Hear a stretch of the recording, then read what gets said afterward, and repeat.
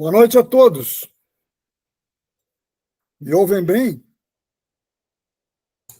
Sim. Sim. Eu sim, sim, tranquilo.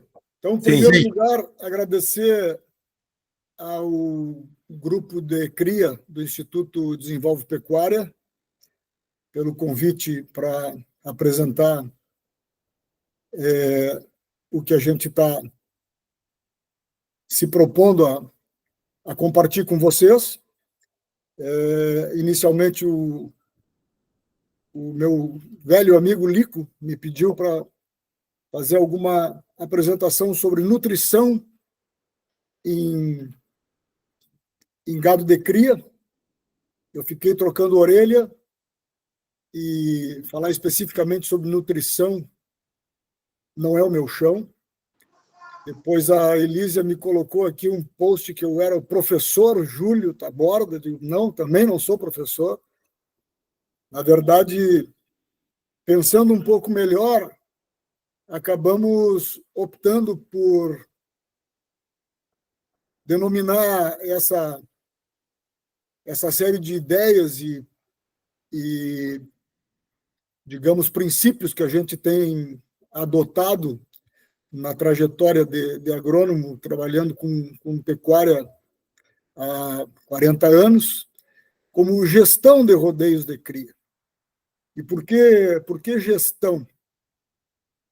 Porque não é só nutrição, não é só sanidade, não é só genética. A complexidade de um sistema de produção de gado de cria é muito grande e muito envolvente. E até a parte econômica acaba incidindo muito nas decisões de manejo.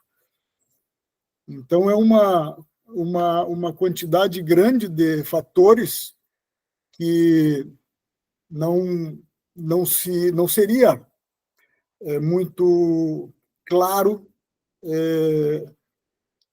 abordado do ponto de vista unicamente de nutrição. Então, a ideia de gestão foi uma sugestão do professor Ricardo Aigen, e a gente gostou da denominação que ele nos deu. Só um pouquinho que eu tenho que fazer primeiro os agradecimentos. Passa aqui que eu não estou conseguindo passar. O primeiro agradecimento é para minha filha, a engenheira agrônoma Helena Taborda, que está aqui do meu lado, que sem ela eu teria que botar umas transparências num reto projetor e encontrar vocês pessoalmente, não conseguiria me conectar de forma alguma. Então, toda essa apresentação aí com o primor e o cuidado da Helena é o que nós estamos agradecendo aqui a participação dela. Também vou agradecer ao Dr. Guilhermo de Nava, que é o nosso assessor veterinário, que nos passou algumas ideias dos slides que vão ser compartilhados com vocês. Bom, seguindo, então, um pouco da ideia geral da apresentação, uma introdução aí que a gente já está fazendo, depois os conceitos básicos da genética para a cria e um estudo de caso, porque eu não sei se falar como professor dando aula de genética, de rodeio de cria ou de manejo da vaca de cria, eu conseguiria ser tão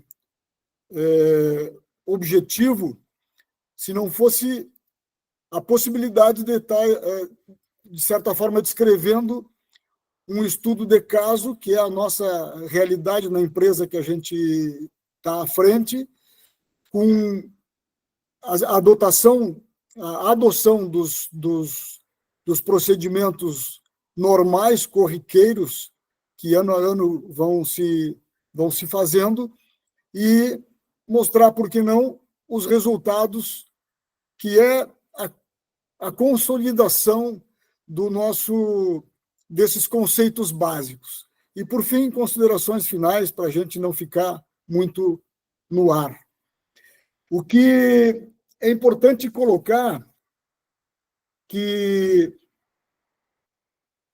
a cria, de um modo geral, na fronteira oeste, no Uruguai e na Argentina, o sistema cria está sendo empurrado, vem sendo empurrado para zonas, para solos, para ambientes marginais. No caso específico da fronteira oeste, que é idêntica à realidade do norte do Uruguai, nós estamos vendo atividades muito mais rentáveis que, por exemplo, soja, ou até mesmo a terminação, que acabam empurrando a cria para ambientes mais restritivos, onde as restrições para a adoção de tecnologias mais avançadas, tecnologias de insumo, são um pouco fortes, e as tecnologias de processo, o uso do fosfato, que está na nossa cabeça, a nossa capacidade de administrar o conhecimento de como funciona a fisiologia da vaca, é o que está realmente permitindo a sobrevivência dessa atividade. Esse quadro, que num primeiro momento dá uma tonteada na gente, ele pretende, de certa forma, demonstrar como o resultado de produção de terneiro depende de uma série de elementos que afetam a performance da vaca, e que nós temos aqui uma situação básica, que é a pastagem, onde limitações de clima, limitações de solo, as espécies e a necessidade de um manejo adequado a cada condição vai induzir ou vai permitir que haja um certo volume de pasto ingerido por quantidade de hectares por área, né? Que no fim a gente está sempre pensando em produção por área. Então, a carga animal, ou seja, quantos animais ou qual é a carga em quilos de peso vivo por hectare eu vou conseguir colocar em cada potreiro, cada invernada, ou cada sistema, vai nos permitir uma quantidade de quilo produzido sobre a quantidade de matéria seca ingerida, e nós temos aí uma utilização dessa pastagem produzida, que vai significar o que é consumido menos o que é desperdiçado. Portanto, aí nós vamos ter a capacidade, o nível nutricional do rodeio e a eficiência nessa consumo e eficiência de conversão vai gerar uma maior ou menor quantidade de terneiros desmamados por hectare. Então, aí o pilar dessa complexidade aí é sanidade, que nós deixamos para os veterinários, a genética, que muitas vezes passa pelo gestor do sistema de produção de cria, e o manejo reprodutivo, que é a combinação de tudo. Os conceitos começam pela função. Qual é a função da vaca de cria? Esses conceitos foram colocados para nós pelo Dr. Benava, e a gente trabalha com ele aí há mais de 10 anos e tem assimilado e trocado muitas ideias a respeito de como isso pode ser transplantado ou adotado ou imaginado no dia a dia. O dia a dia do manejo de um campo de vaca que tem a função de transformar pasto de baixa qualidade ou de menor qualidade do que em outros sistemas em terneiros. Eu estou sempre aqui considerando que nós estamos falando em sistemas de produção de cria com base em campo natural, sabendo que existe uma quantidade expressiva de produtores que hoje estão trabalhando com áreas de campo melhorado para o sistema cria. No entanto, de um modo geral, eu vou sempre pensar que as melhores áreas com produção mais elevada de pasto de melhor qualidade, vai ter muito melhor resultado se ela trabalhar com recria ou com terminação. E, de qualquer forma, sempre vai haver uma sobra, entre aspas, de áreas marginais, onde a qualidade forrageira é extremamente variável, onde as condições para a adoção de tecnologias de produção maior, mais intensiva de pasto são muito restritivas, portanto, o campo natural passa a ser o grande recurso forrageiro para a produção de terneiros. E está aí a habilidade de a gente adequar a carga, de saber manejar a oferta em relação aos requerimentos das diferentes categorias do nosso rodeio de cria. Portanto, uma das funções básicas da vaca, grande vaca, sagrada vaca, é transformar pasto de menor qualidade em terneiros. E aqui fica a minha homenagem à vaca, que não é menor. As mudanças genéticas. A genética pode ser utilizada de forma extremamente variável. Aqui nós temos quase 2 séculos de mudanças no biotipo de gado. Isso aqui são mudanças genéticas.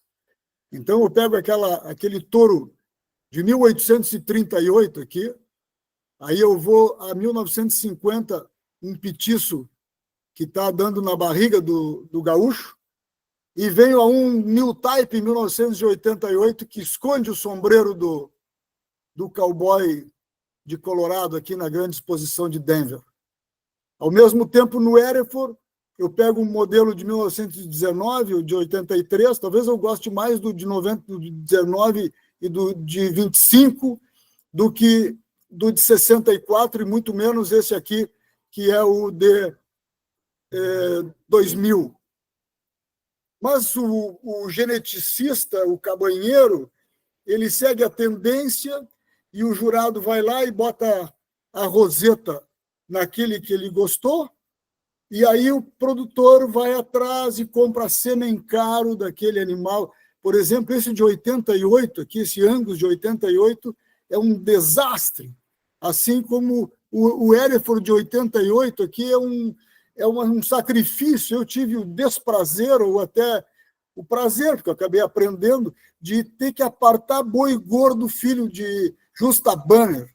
E aquilo não saía nunca, só crescia e não depositava gordura nunca.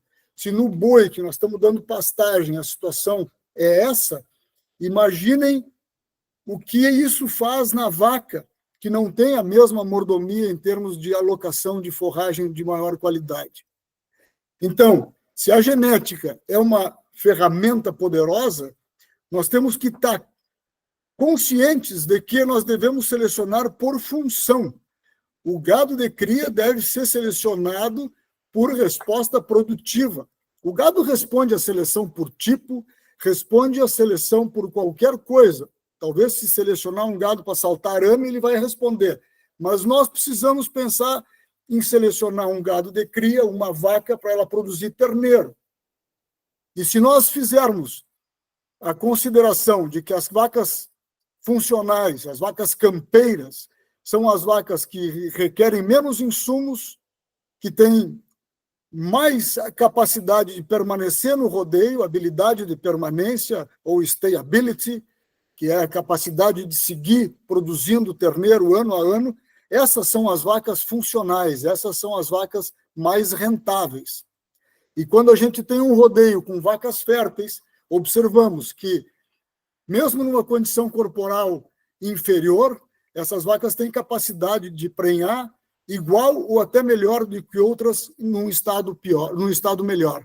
Então, a capacidade de responder à evolução do pasto, da produção do pasto, e de responder ao manejo é muito maior num rodeio fértil, num rodeio que vem com uma seleção para produzir mais, do que aqueles animais que estão selecionados por outros critérios. E como a gente tem a vaca ocupando espaço, concorrendo por área, concorrendo por matéria seca com outras categorias, a gente considera que a vaca deve pagar o seu custo.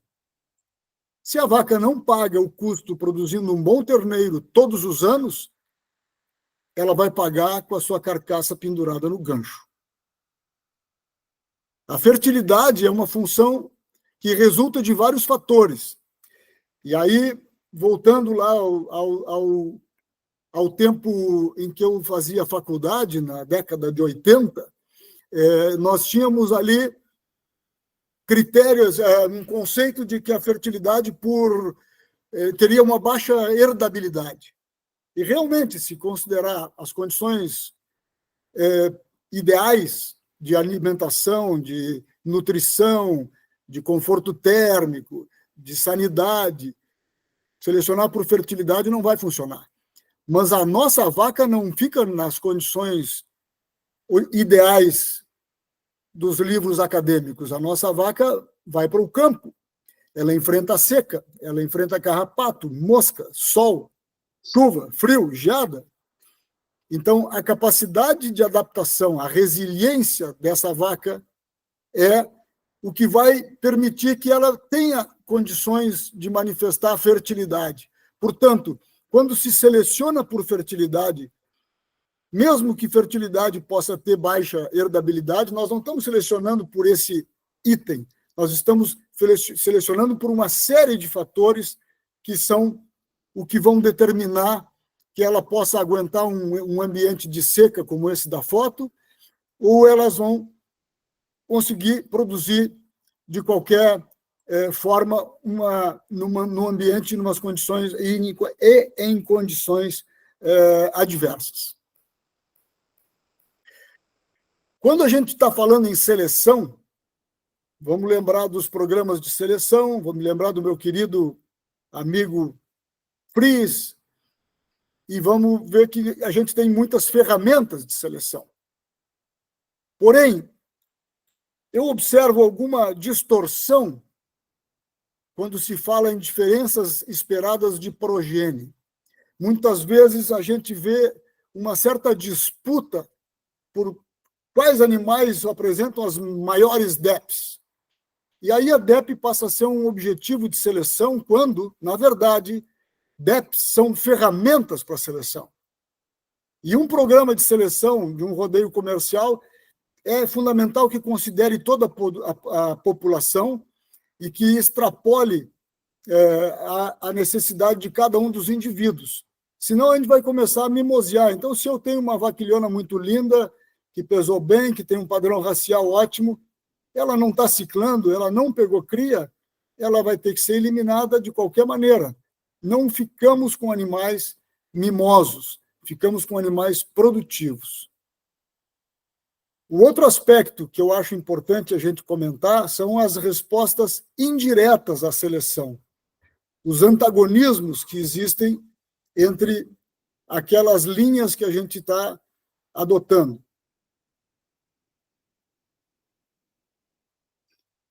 Esses dois gráficos apresentam as tendências genéticas nos pesos de vacas, tanto para as raças, para a raça Angus como para a raça Hereford no Uruguai.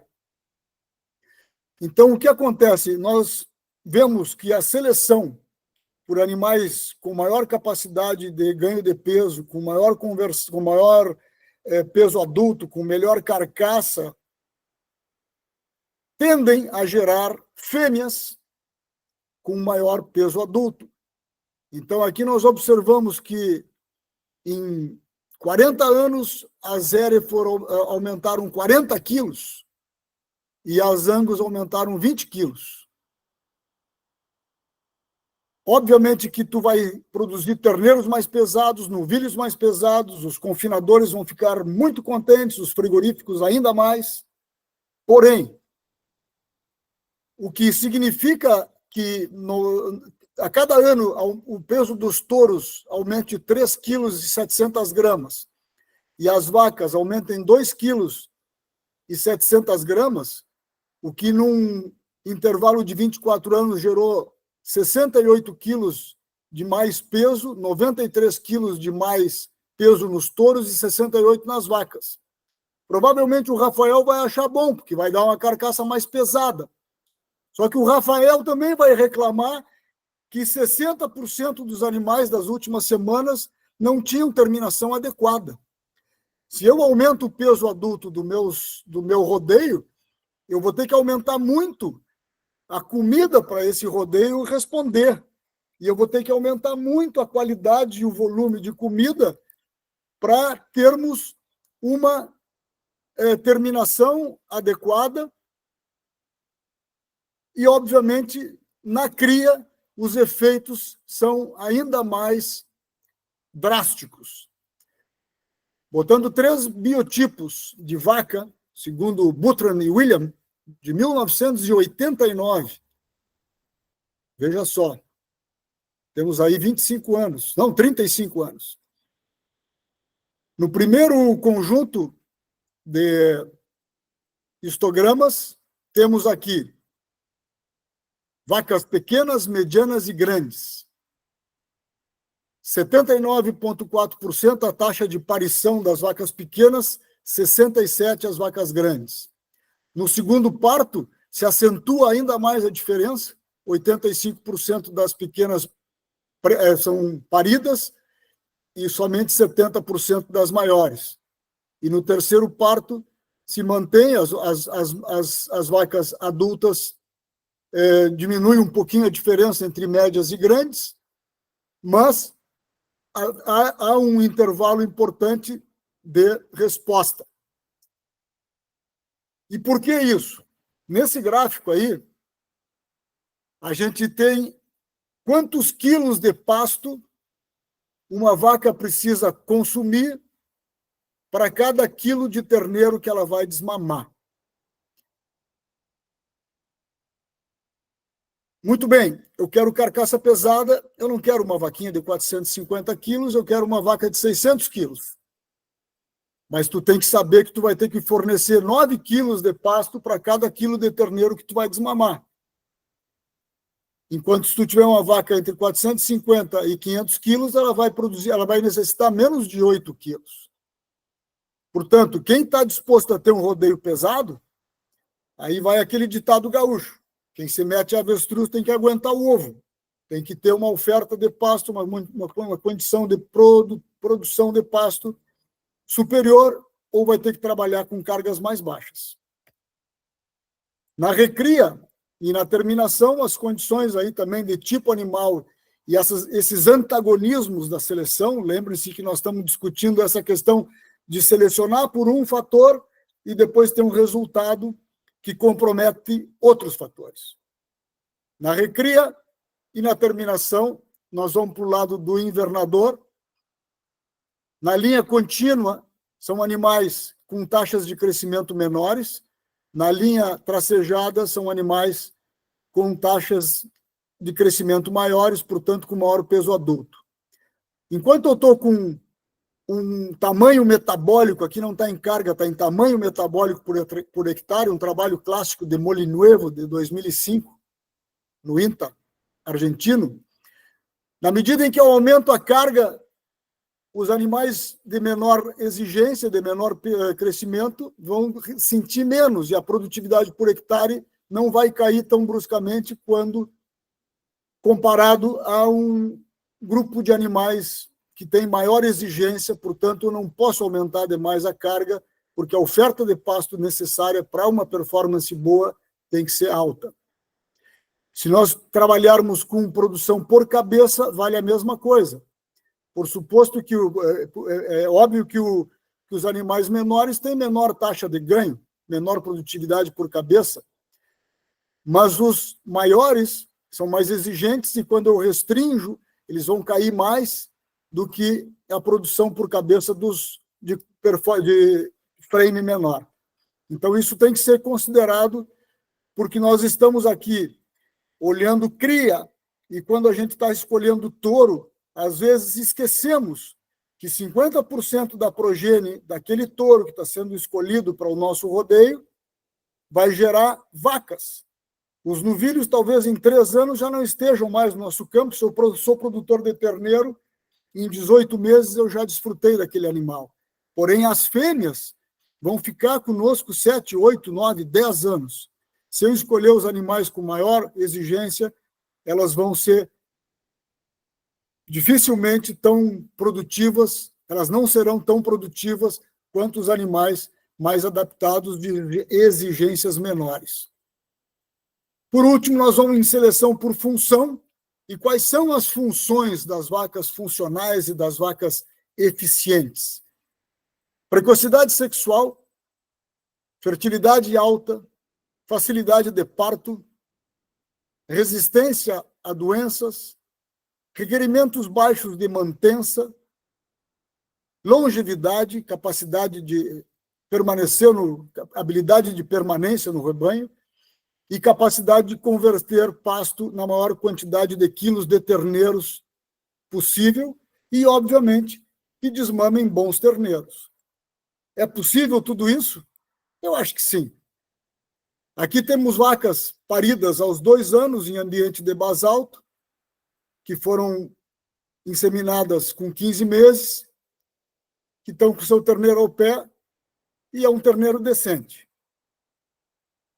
Então, agora, nessa segunda parte, nós vamos discutir um pouco o trabalho que está sendo colocado em prática na nossa empresa.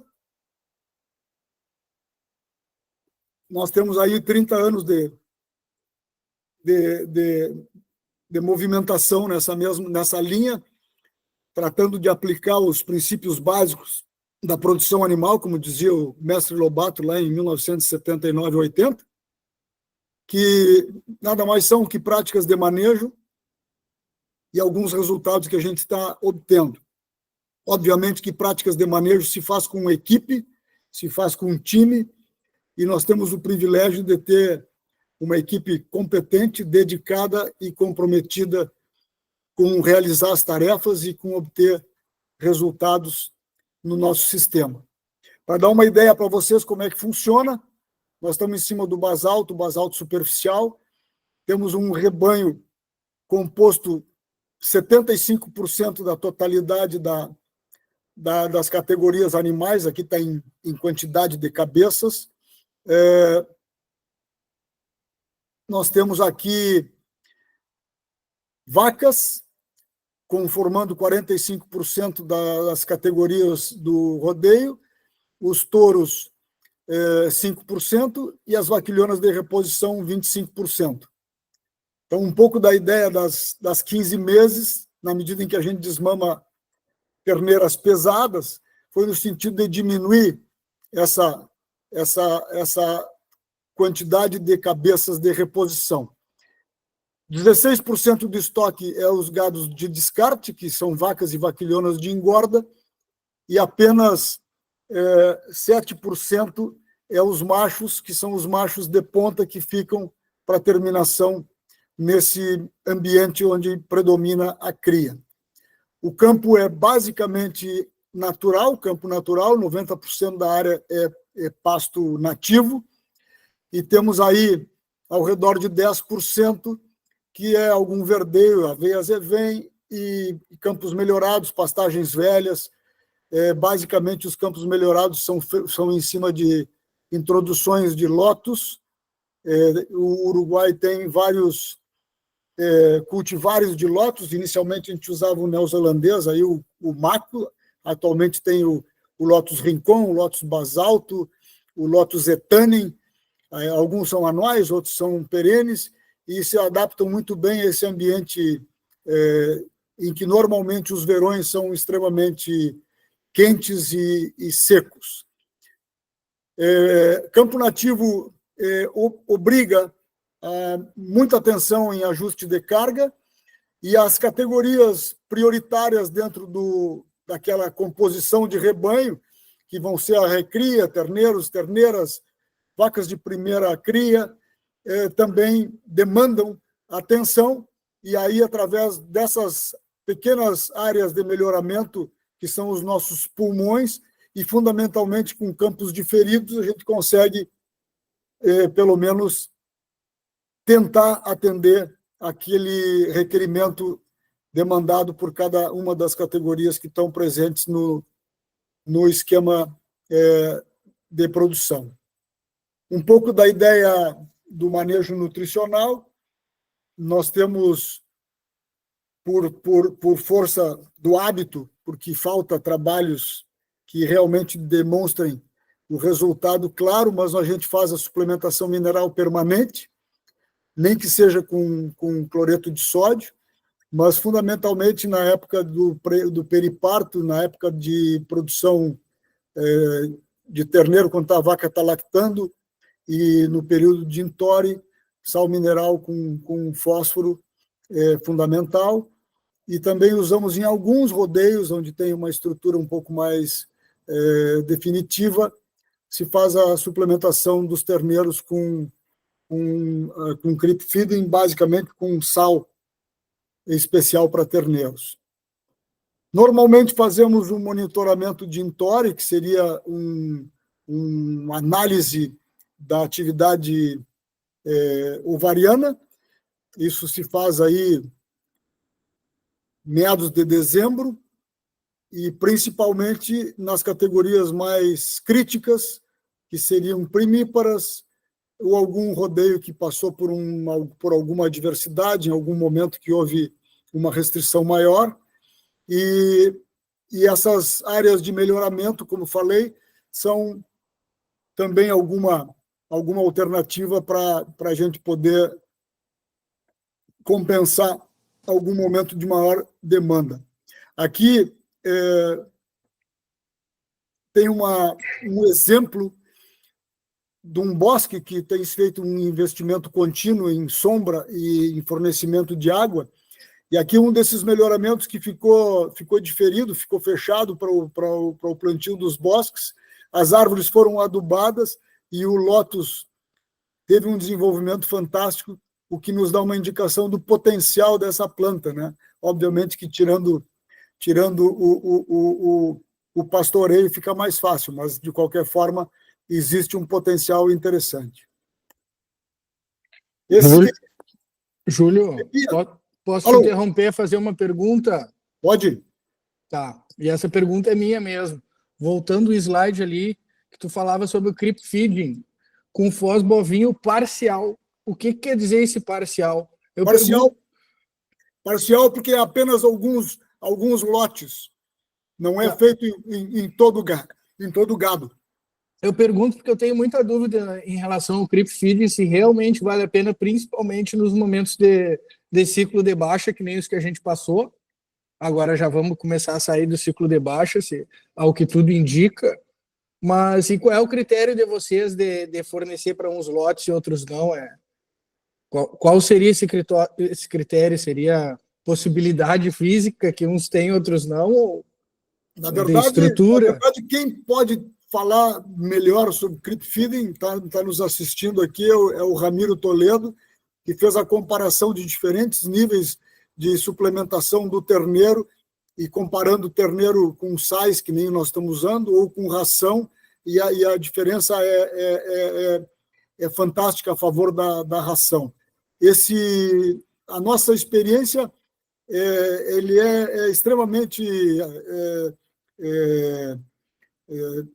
subjetivo, porque nós temos algumas áreas com a estrutura de coxo e creep já montado, e aí nessas áreas, por exemplo, as vacas de primeira cria, nas primeiras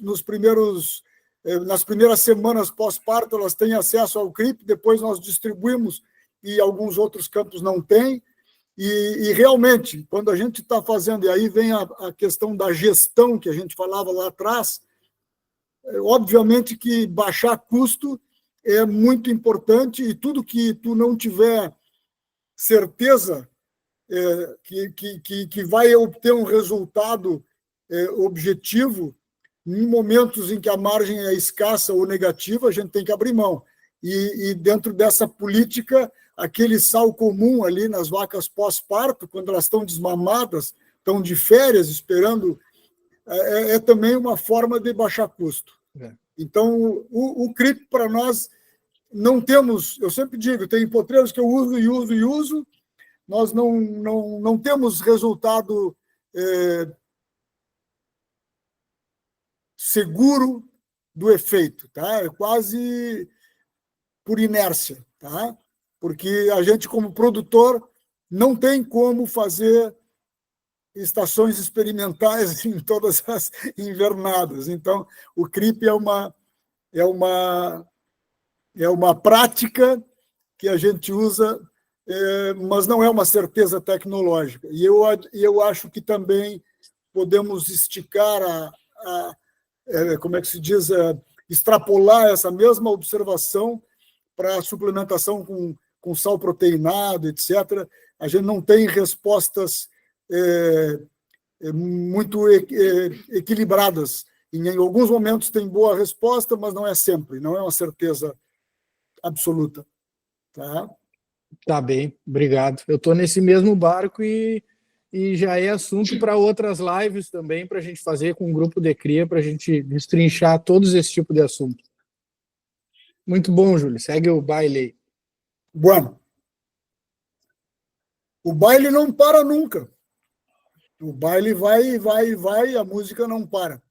Troca o gaiteiro, sai de um vaneirão para uma milonga, mas segue. Agosto, início da aparição. Esse quadrinho aí foi elaborado pela Helena aqui, nos dá uma ideia dos tempos. E a gente passa correndo, eu acho que o Rafael e o Hudson estão acompanhando aí, e esses tempos aí, o chato aqui está sempre pegando no pé para nós conseguirmos fazer as coisas dentro de um cronograma, que nem sempre o clima, as outras prioridades, e, infelizmente, nos últimos anos, o carrapato nos deixa trabalhar da forma ordenada e pontual como nós gostaríamos. Mas, em tese, o que se faz a partir da aparição, que inicia em agosto, é acompanhar o Intore, aliás, acompanhar o nascimento dos terneiros, os rodeios de vacas e vaquilhonas inseminadas.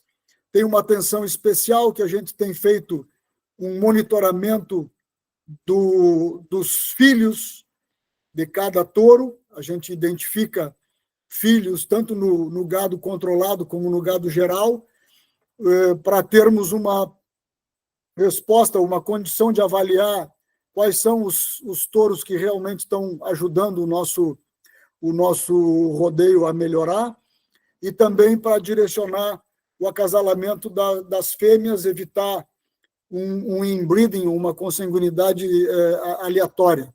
Quando fazemos inbreeding, fazemos conscientes, e o fato de identificar o terneiro, identificar o pai do terneiro que nasceu, nós temos ali uma condição de seguir lá no desmame, conhecendo o que a gente está trabalhando.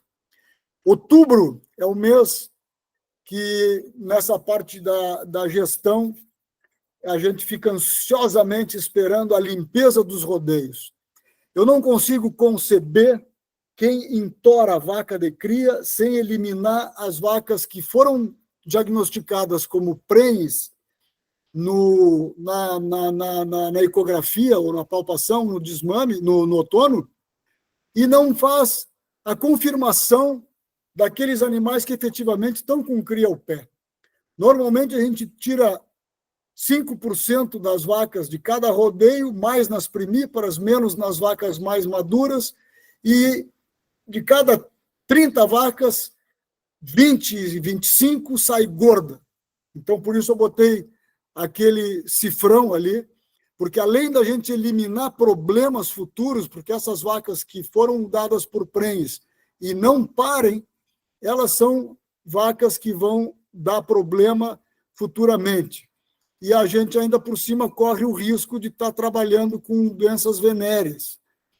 Bom, então a gente, paralelamente à limpeza que vai se fazendo e já vai concentrando vacas paridas nos campos de Intore, e já vai trazendo as vacas que são as vacas do tarde para potreiros que vão ter maior atenção, liberando um pouco também a necessidade do manejo diário de recorrer potreiros de parição. Na medida que eu tenho vaca já parida, a minha atenção vai ser destinada a onde eu tenho concentração das vacas do tarde, vamos chamar assim. Revisamos os touros e já começamos a largar touro. Tá? Aqui nós colocamos que o serviço reprodutivo é de 1º de novembro a 15 de janeiro, mas já começamos a entorar no dia 22 de...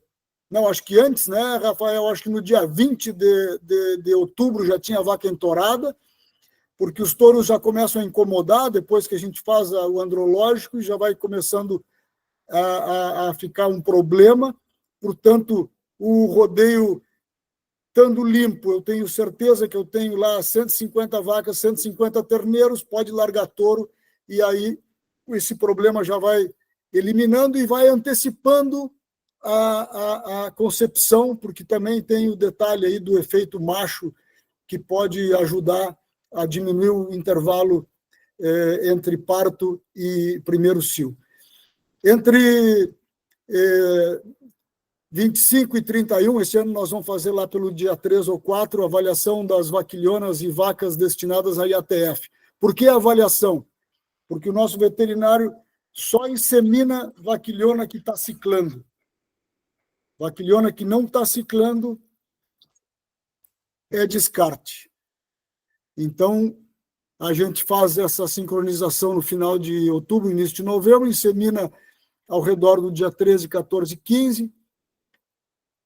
Já no final de dezembro se faz a ecografia dos ventres que foram inseminados, para ter a confirmação daqueles que pegaram cria de IATF e poder ter resultado de IATF.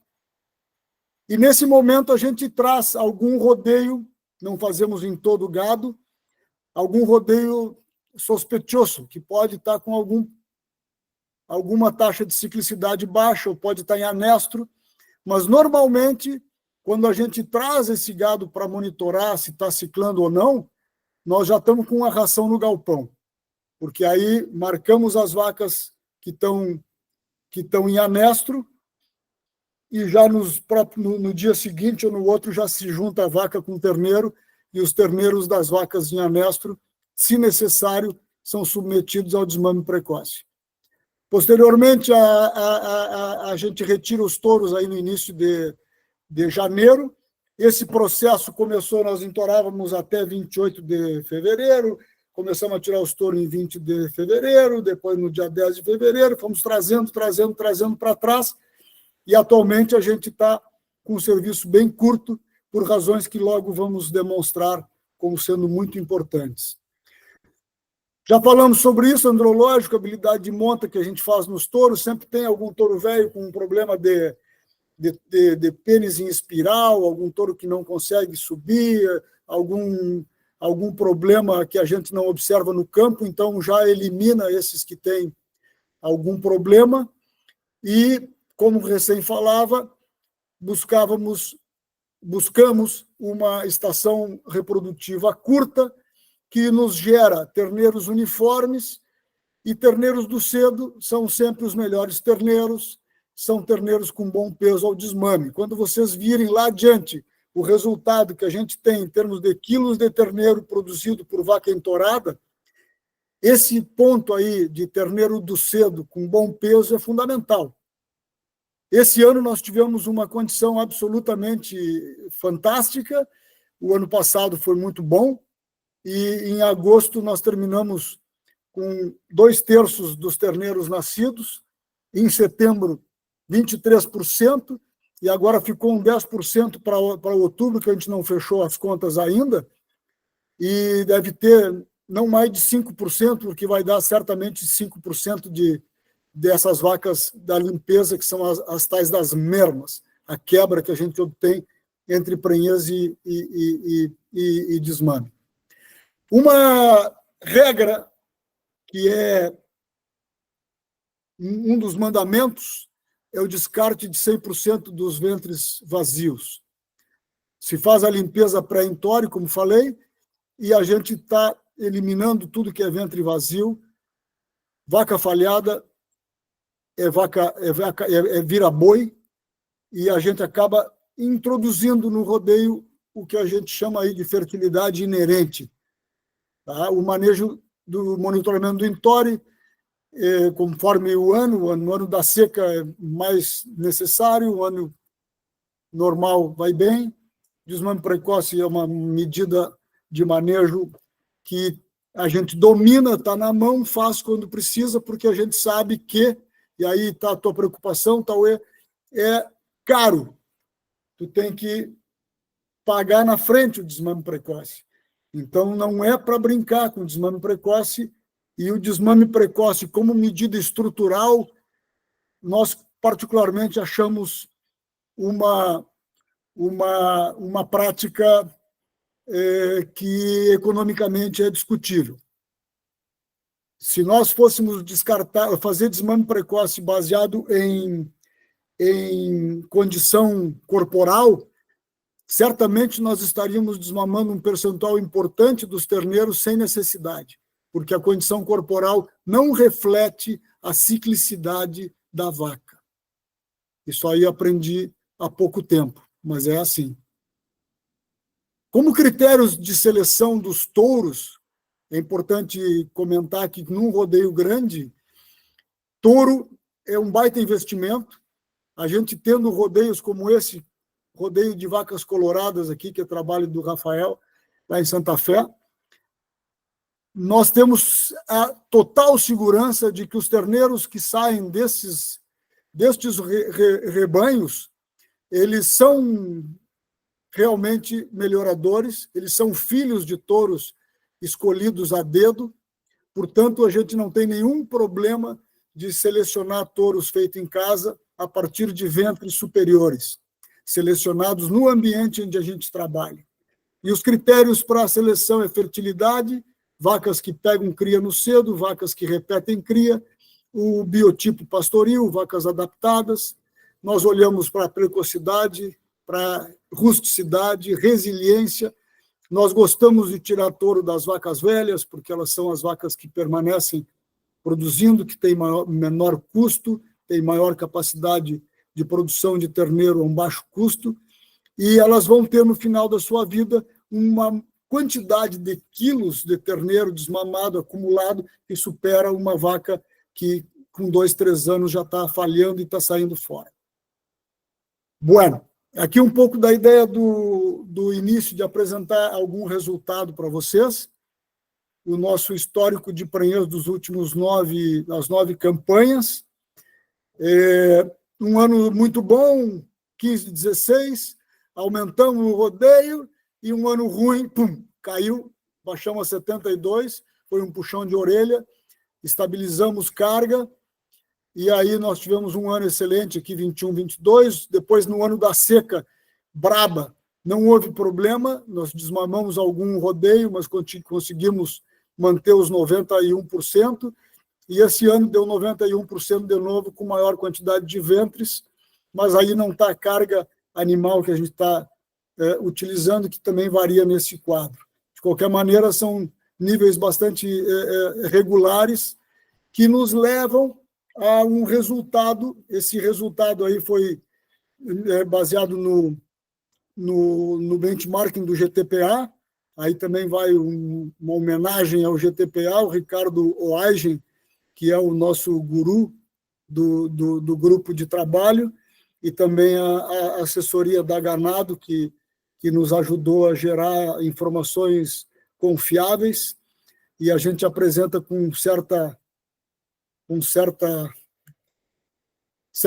muita alegria, uma eficiência na cria bastante importante para a condição de ambiente que trabalha aí, 189 quilos de terneiro desmamado por vaca acasalada, que foi o resultado desse ano passado, e uma merma que nós vínhamos conseguindo diminuir abaixo de 5%, mas o carrapato e a tristeza nos incomodou bastante, e provavelmente esse ano 24, 25 vai aumentar, porque a gente teve alguns eventos de tristeza que complicaram a nossa performance.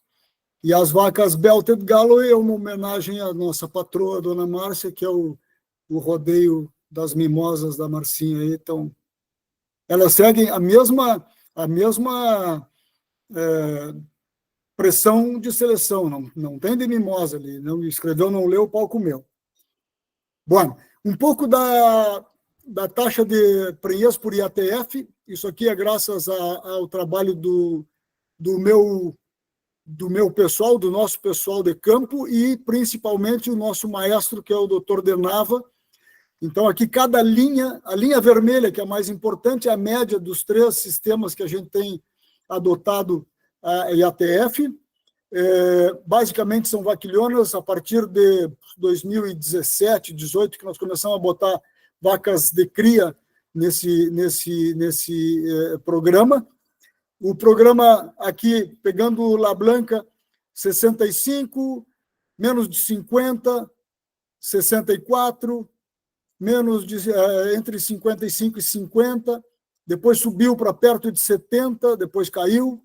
Aí pegamos aqui de Santa Fé, também é extremamente variável. San Antônio teve bons índices, depois o ano passado caiu um pouco, mas a média, aliás, isso aqui não é o ano passado, isso aqui é 2021, nós tivemos o programa de 22 e 23 que não tá tabulado. Mas em 9 mil vacas aqui nesses anos considerados, deu 59,2% de prenhez numa única inseminação, sem ressincronização, sem nada. E por que sobe e desce o resultado? Porque cada touro tem uma performance diferente. Então, nós temos touro de 70% na IATF de 2021 e na mesma temporada nós tivemos touro de 38%. Então, tem uma variação entre touros enorme, por isso a gente sempre trata de usar no mínimo 3, 4 touros, para não ficar confiando só num. Mas no ano passado, esse ano de 2021, aliás, nós tivemos um índice de 64% no geral. Para terminar aqui um pouco da rastreabilidade, que é uma discussão constante nos nossos debates, né? E eu acho que se a gente ficar discutindo a rastreabilidade como a gente usava há 10 anos atrás, aquele Sysbov, aquele troço, é realmente algo para não querer, né?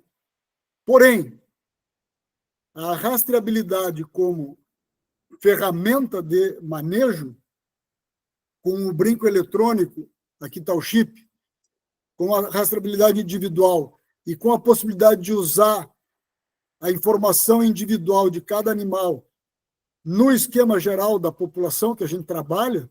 Aqui, por exemplo, tem os pré-cinto, ou enforca-gato, ou arame de rico, como alguns chamam. A gente coloca, dependendo da prenhez da vaca, bota uma cor para depois identificar quais são os animais, quais são os touros que foram inseminados, a partir de uma planilha que, se nós não tivesse a traçabilidade, o brinco eletrônico, ia ser extremamente complicado. Aqui eu só vou comentar com vocês a coluna da esquerda, onde está o número do animal, a data em que foi feita a avaliação, a categoria.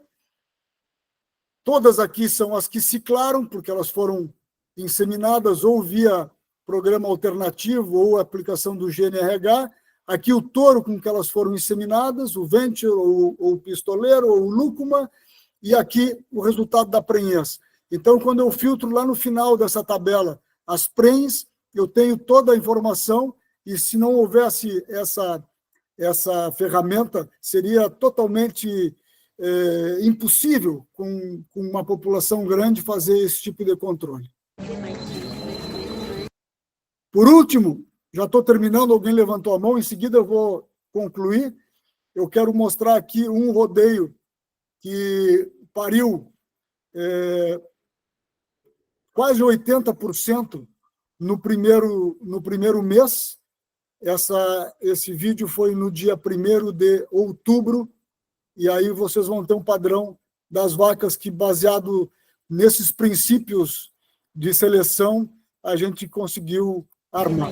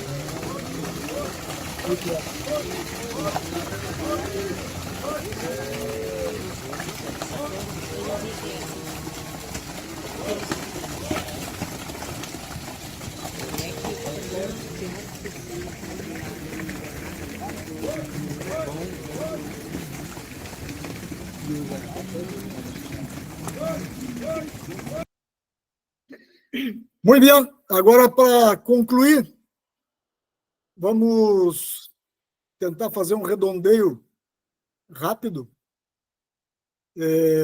Em alguns momentos a gente tem abundância de pasta, que nem essa foto aí, mas é alguns momentos. Bueno, o sistema de produção global, ele deve prevalecer sobre o indivíduo. A gente trabalha com população, com seleção massal e trata de não mimosear ninguém. Os fundamentos, aquilo que a gente acredita, os tais princípios básicos de produção animal, devem prevalecer sobre os modismos, sobre as tábuas de salvação e as tentações de adotar coisas muito revolucionárias. O gado de cria, no ambiente que a gente trabalha, não tem margem para fazer muita invenção e para aumentar muito o custo de produção. E, por fim, a gente persistir naqueles conceitos que a gente acredita, e também a persistência prevalece sobre as mudanças que, obviamente, devem acontecer, mas não podem ser por impulso. Muito obrigado pela atenção do pessoal que estava aí, e eu fico à disposição para quaisquer dúvidas, perguntas, no que eu puder colaborar.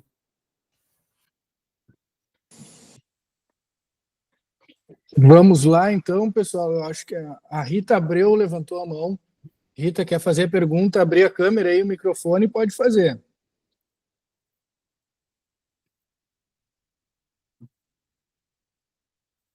Ou se quiser fazer a pergunta no chat. Onde é que tem chat? Onde é que tem as mensagens? Oi, uma boa noite, tudo bom? Não, eu acabei apertando sem querer, desculpa. Tá bem, tá bem.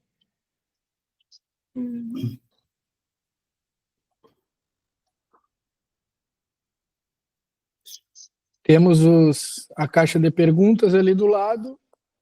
O professor José Fernando Piva Lobato, meu prezado amigo, eu te ensinei a todos. Continue, muito bom te ouvir nesses conteúdos, disse o professor. O Erasmo Peixoto, ele pediu para compartilhar essa apresentação por e-mail ou por grupo, se possível, Júlio. Compartilhar o slide depois, se for possível. É possível. Eu acho que essa parte aí a Elísia vai organizar, não é? Tá. Então, perfeito. A Vânia Shannon, parabéns, excelente live. O José Luiz, o Kessler, parabéns, meu amigo, show de apresentação. Esse é suspeito para falar. Tá aí, pessoal, se alguém quiser alguma pergunta, eu acredito que a explicação do Júlio foi tão linear e tão cristalina que eu tive várias perguntas ao longo da explicação e em seguida elas foram respondidas, então, muito bom. Meus parabéns, muito obrigado por todo o conhecimento que tu nos brindou, Júlio. Muito legal. Pessoal, alguém, se quiser, fique à vontade aí, se quiser abrir a câmera e falar. Tem uma pergunta aqui, Fazenda Santa Cecília. Gostaria de saber sobre a venda das vacas descartes. Se são vendidas gordas, qual o peso médio? Vacas gordas, sim. Não vendemos vaca de invernal, ao contrário, até para algum ajuste de carga se compra. Mas o peso depende um pouco do momento. As últimas vacas que se carregou agora pesaram 513, 518, tinha vaquilhonas no meio, deram 250 e algo de carcaça, mas lá em setembro, aí elas seguramente iam estar na estatística do Rafael lá, faltando terminação, porque aí tinha que sair, não tinha pastagem, o preço era bom, aí já vai ser vaca de 4,70, 4,80, então depende um pouco do momento, mas todas as vacas, sim, saem gordas, tanto vacas como vaquilhonas, porém, eventualmente não, normalmente, a gente vende vaquilhona prenha como uma das receitas da empresa. Aí pode ser vaquilhona prenhada do repasse de touro, normalmente é esse o gado que a gente acaba disponibilizando para venda, e normalmente o preço da prenhada equivale ao preço da vaca gorda. Muito bem. João Arnaldo diz: parabéns, Júlio, Nanato, direto da Argentina. Ô, Nanato, prazer te encontrar por aqui.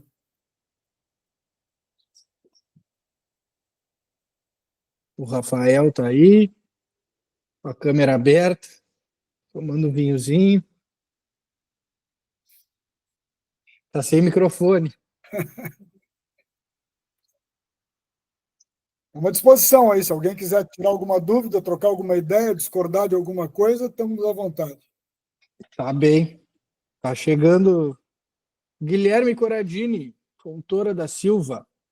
Sabemos que há secas terríveis no Uruguai em muitos verões. Quais manejos que fazem com as vacas nesses momentos para ter esses excelentes resultados de prenhez? Uma pergunta muito boa e difícil de responder objetivamente. Em primeiro lugar, eu te diria que as vacas devem chegar no período de parição com uma boa reserva. Então, um dos critérios de escolha de touro, por exemplo, a gente não gosta de animais que tenham pouca capacidade de armazenar gordura. As nossas vacas, como não produzimos fardos, não produzimos feno, as vacas têm que carregar no lombo, eu digo, um fardo de feno em termos de reserva para os períodos críticos. Nesses últimos anos, que foram particularmente difíceis, 21, 22 e 23, 21 foi o primeiro ano da seca, nós tivemos uma baita prenhez, porque vínhamos com uma inércia de anos bons, 22 mais ou menos, e no ano 23 foi muito boa a prenhez porque tomamos ações muito rápidas. Ações de diminuir carga, de fazer o desmame precoce, nós tínhamos orçado fazer desmame precoce num determinado número de terneiros e acabamos desmamando 4 vezes mais. Depois, já prenhes, as vacas, já nós nem tínhamos touro mais nos rodeios, mas em janeiro de 2023 fomos obrigados a fazer desmame de vaca por condição corporal abaixo da média, as vacas estavam se desmanchando em estado, então fizemos desmame para conseguir manter, segurar a prenhez e fazer com que elas entrassem o verão, o inverno seguinte já com uma boa capacidade de reserva. Mas tudo isso tem, na minha opinião, uma base nesse programa de seleção, nesse programa de rigidez de critério, de não ficar com vaca falhada, de não dar mordomia para a vaca.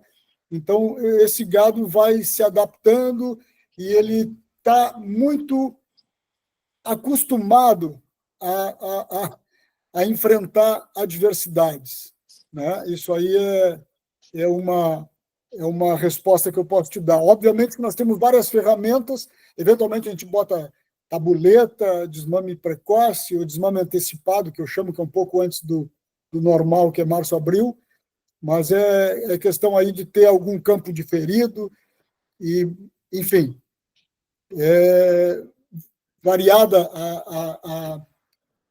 variadas medidas de manejo, o que está ao nosso alcance e o que é viável economicamente. Tá perfeito.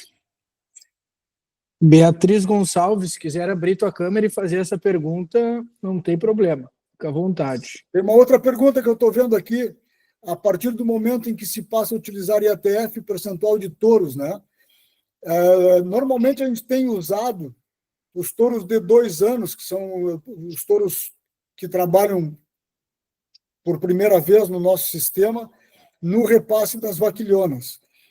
Como é um período curto, que termina a inseminação aí nos primeiros dias de dezembro, a gente coloca os touros e já no final de dezembro retira. A gente chega a trabalhar com 7%, 8% de touro.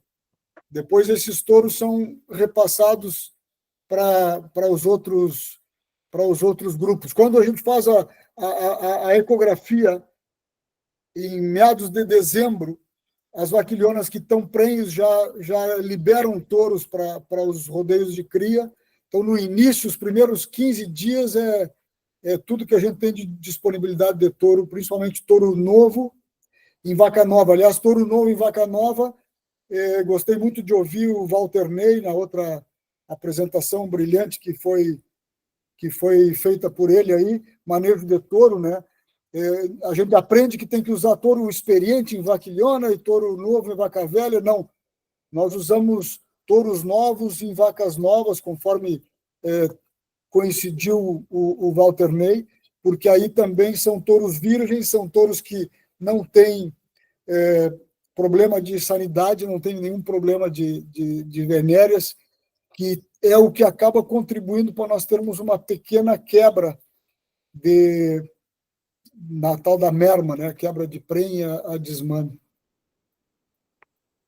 Não tem problema de touro se machucando, quebrando peça? Tem. Aumenta essa incidência. Tem que estar atento, mas é parte do processo. Ramiro Toledo, show de bola, meu guri Júlio. O Leonardo Canelas, privilégio de quem compra essas vaquijonas, prenhes. É outro suspeito. O Leonardo é o da ganado, né? Um abraço, Leonardo. A Beatriz, então, parabéns, Júlio, prazer em te ouvir. 190 quilos de terneiro desmamado por vaca acasalada é uma meta a ser perseguida. Ou você acredita em valores superiores para as condições de cria em campo nativo? Olha, em primeiro lugar, para nós, a nossa meta é manter esse número, né? Nós conseguindo manter esse número, já vamos estar bastante satisfeitos. Mas, se nós falarmos em meta, como a gente não pode parar, a meta é passar a produzir não só por vaca, mas por hectare, né? Aumentar a carga, aumentar a quantidade de vaca nessa mesma área que a gente trabalha, tentar aumentar a carga. Mas, sim, eu acho que pode se melhorar, sim. Campo nativo bem manejado e com uma taxa de utilização boa, com água e sombra nos campos, com diferimentos na hora certa, com a carga adequada, um monte de ferramentas aí que permitem que os nossos campos produzam muito bem. A produção de quilos de peso vivo por hectare, no ano passado foi 123 quilos, e esse ano baixou um pouco, foi a 114 quilos. Baixou um pouco em função das vaquilhonas de 14 meses que entraram, que tem um peso menor, então o nosso rodeio geral perdeu um pouco de peso. Em geral, as nossas vacas, eu botei ali aqueles gráficos de vaca pequena, mas o nosso gado não é muito pequeno. A gente sabe que não pode passar daquilo que temos condições de alimentar, né? Mas é um desafio trabalhar com vaca um pouco maior, porque elas acabam produzindo mais, mas a gente sabe que elas são mais exigentes. Então, esse balanço, essa é a questão dos critérios de seleção com objetivos antagônicos, né? procura uma coisa e está sujeito a causar algum outro problema. João Carlos Matas Luz, parabéns, muito boa palestra. Gostaria de saber se é usada a cerca elétrica no pastejo. Primeiro aparelho de cerca elétrica instalado nesse estabelecimento aí foi em 1995, com bateria e painel solar.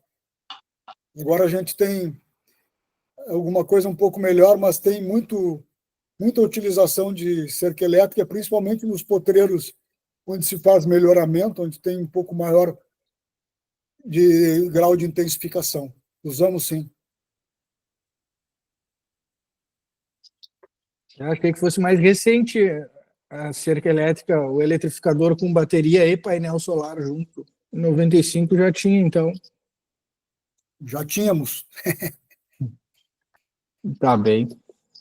Professor Ricardo Eagem é um que ensina e bate bastante nessa tecla do quilos de terneiro desmamado por vaca exposta à cria, né?